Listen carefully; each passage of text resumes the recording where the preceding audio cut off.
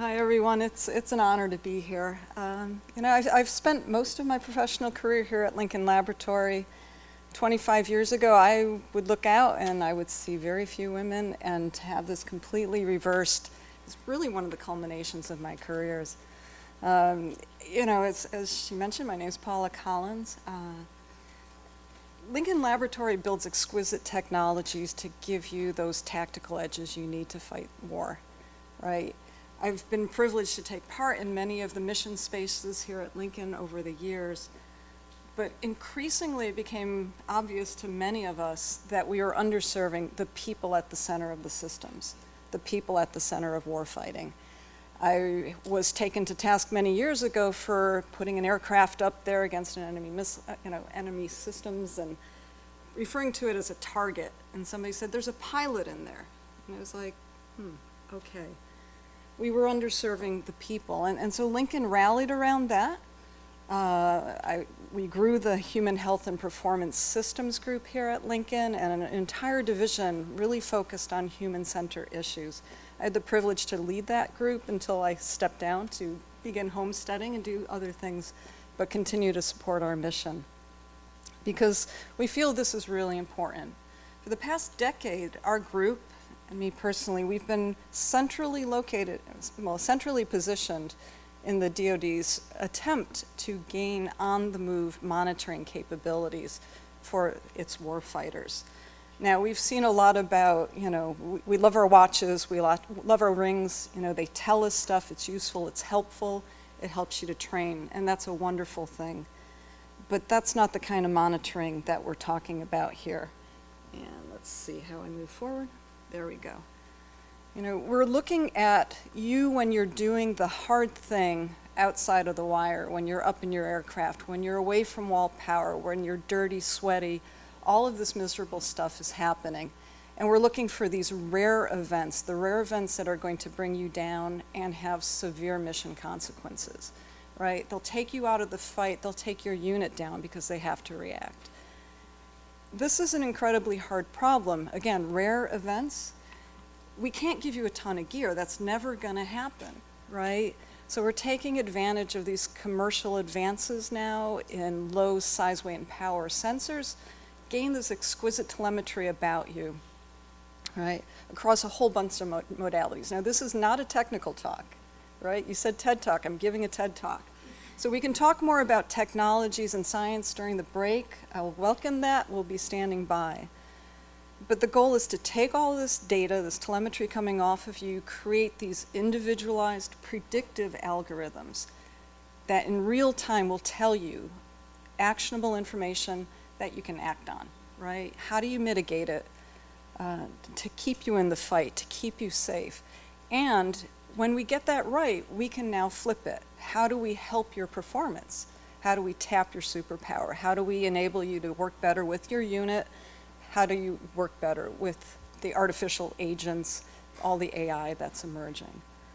This is a really hard problem. It's a really hard problem.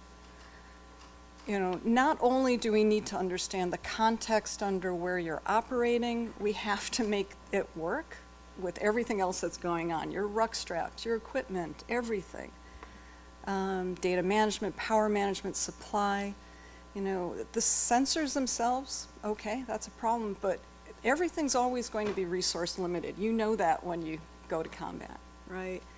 So you have to get the right information at the right time. You have to secure it all, right? Now, there's been a lot of progress in this area. It's still early stages, even though the tech can look great from the outset, right? But I've been really privileged to be part of this journey for the past 10 years and continuing so in my part-time retired role as best I can. And we'll do a little bit of show and tell. But before I get to the show and tell, I want to talk a little bit about the following. In 10 years, I never once asked the question, what if wearables development focused on military women? We've never asked that question. I don't think we've never had the opportunity to ask it. Now, I'm a woman. Many of my team members have been women, right? Women attract women. That's a wonderful thing. We have very impassioned men in this space as well. And we always say, is this going to work for the woman as well, right? One size fits all, we've heard that many times over the course of this. And so we keep that in mind, especially on the algorithm side. We know here at Lincoln that you have to segregate your data in the appropriate ways. You need representational data. But you've never been at the center of the design. And I feel bad about that because you're doing the same missions. Now, we use stock photos all the time. You saw the guy standing in as the infantry guy. I even put the names up. I started looking at stories of women. Maybe you know some of these people. They're amazing. They have superpowers that are different than their male counterparts. There are many that are the same, right? But there are differences, strengths and weaknesses, and we need to understand what they are for women. Now, if we had wearables that were specifically designed for women, right, or prioritized for women, I think we could start understanding that better. This is what we've all been talking about. We want to understand these differences. We're hungry to understand these differences, right? And maybe if you have objective biomedical information about your superpowers, right, we can start restacking the deck in your favor. The policymakers will start saying, maybe if we design better for the women, bring more women up and through, right?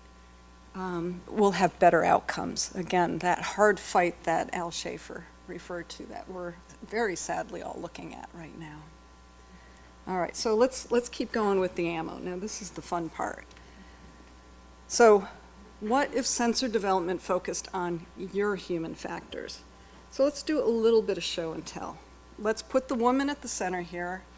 We're going to look at the sensors. We're going to look at human factors considerations. Now, this all is my conjecture. You can refute me later, but let's have fun with this. So I'm wearing some of the state-of-the-art tech that's coming out for the military. We've been working very closely with USAMDA, the U.S. Army Military Medical, oh God, I always get it wrong. U.S. Army Medical Materiel Development Activities. They do advanced development for things that are medical, and in this case, the wearables is falling under that. Now, the program here is called HRAPS for the Health Readiness and Performance System. And there's two variants of that. Now, one of them is this chest strap-based system you see here. It's called HIPS, it's always hard. We just keep saying the acronyms, right? This is the heat injury prevention system. Now this has a direct lineage from tech we prototyped here at Lincoln through industry transition. And maybe even some of you have come across it in the training environments. It's designed for training, right? Now it's a chest strap based, and those of you who are athletes and love to train with good heart rate data, you might be familiar with the Polar device. No surprise, it's patterned on that, but it has more sensing on board and algorithms that look for estimated core body temperature changes that might show indication of heat strain injury, as well as changes in how you move that could be indicative of heat strain. Well, one of the things that slowed this down was a Marine Corps general saying, my guys are not going to fight with chest straps, right? And, there was this issue with them sliding down. Everybody's like, maybe you could put like a bra strap on it or something like that. But my men, we're not going to fight with chest straps, but we fight with chest straps every day, right? I mean, it's called a bra, right? Because boobs, right? Heard that. I'm wearing one right now. It's tucked under my bra strap, right? It's held in place pretty well. I don't love the extra compression, but it's good. It's not going anywhere. Now, you could say, well, why not a watch? I love my watch. I love my ring. We need much better clinical grade data to get this right? You can't just rely on those things that you've been wearing to get this quality of data. So, but we're women, right? Why do we accommodate it by sticking under the bra? Why isn't there just a little bit of Velcro in my bra? I take a partial strap with the electrodes, right? It's riding up there. I don't have that extra compression now, but it's in place and it's making good contact. All right, that's the training variant, right? It's designed easy on and not easy off. The more exciting one is the tactical variant that they've been working on at USAMDA through the HREPS program. I'm wearing it right here, right? So if you can see it, and we'll be outside afterwards if you want a closer look. It's a patch-based system. It's basically like a Band-Aid electrode patch with this exquisite sensor on board. It's giving you clinical grade electrocardiogram, which you can extract features from. Again, I can't give that science talk in my 15 minutes, but you can get exquisite data from this. You can get altimetry, so you can start understanding things about acute mountain sickness, skin temperature, accelerometry. It can actually even record voice samples, right? You heard Jing's talk hopefully yesterday. We can capture it, right? It measures basically anything electrical. You put it on your big muscles, you can see things about how your muscles are moving. You can put it around your eye and see how your eye is moving. So it's a wonderful platform that we're trying to get into this kind of construct for military operations, right? Now, one of the chief complaints about this is if you're a guy, you might need to shave before you can get good contact, but I don't think many of us women need to shave, right? And I've got it up here. This is one of the recommended wear positions, right? Trying to deconflict with body armor, maybe get it outside a little bit more. But ruck straps, body armor can impact the signal quality, right? So we're still working on that, how best to wear it. But women are already accommodating their breasts, right? And so you wear body armor differently. You know, for instance, I have a pretty good gap right there. I could put it there, and I don't think I would have any conflict with body armor, right? And there might be other wear positions that will work better for you. And then I said to myself, well, again, bras, right? What if the stick was on the outside, right? And again, you use the compression of the bra to keep it in place for the readings you need. We could talk about that.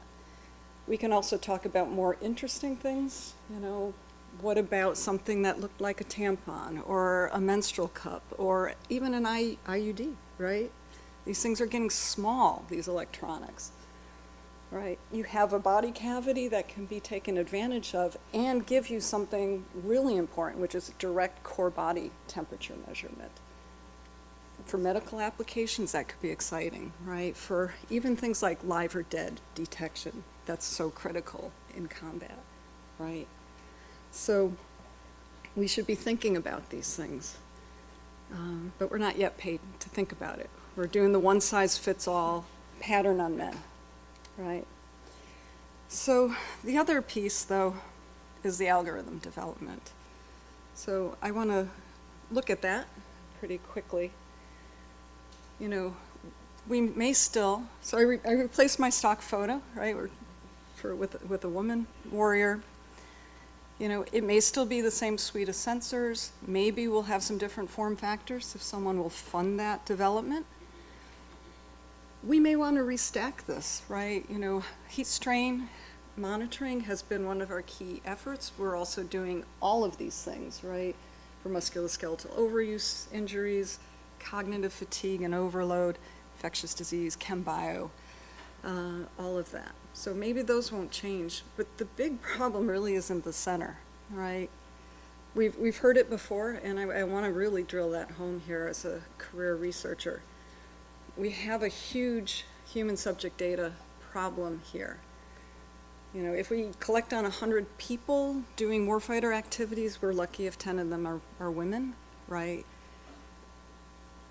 You know, I started my career here doing physics-based modeling to get at these predictive stuff. We don't obey physics, right? We need to understand people as individuals, and we need that representative data. So now we've got a problem. You're a scarce commodity in the military, unfortunately. We're looking for rare events, and we're trying to predict them. So we heard yesterday, it's like, you need that negative data. We got lots of negative data. We don't have the positive data. We need to see when these injuries are occurring so we could look for the onset in our algorithm development. So I really want to push in one area here. We're trying to get these devices out, right? Again, the sensors are leading the science. And this could be a game changer for women, right?